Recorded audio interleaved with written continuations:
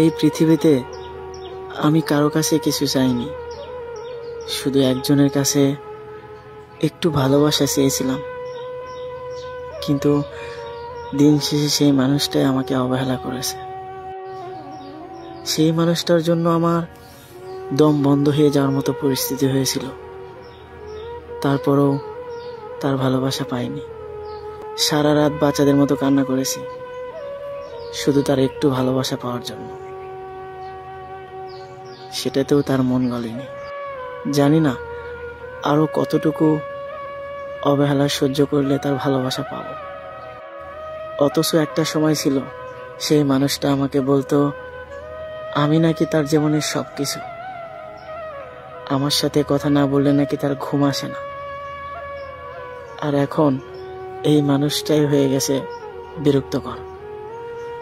আমি যে তার কাছে এতটা বিরক্তকর হয়ে যাব, যদি জানতাম তাহলে কখনোই তার মায়ায় পড়তাম না। এখন আমি এমন একটা পর্যায়ে আছি, না পারতেছি তাকে ভুলে যেতে, না পারতেছি তার একটু ভালোবাসা। আমি যে কত কষ্টে আছি সেই মানুষটাকে বোঝাতেই পারলাম না।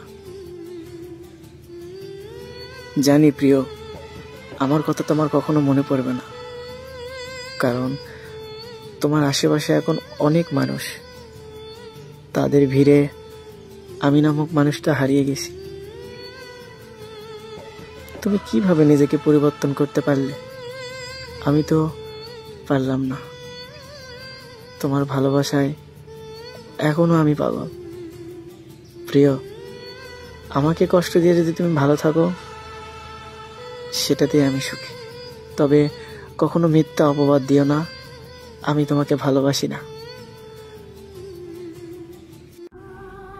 আমি একটু সময় বাঁচিয়ে যার সাথে কথা বলতাম, সেই মানুষটা আজকে অনেক ব্যস্ত।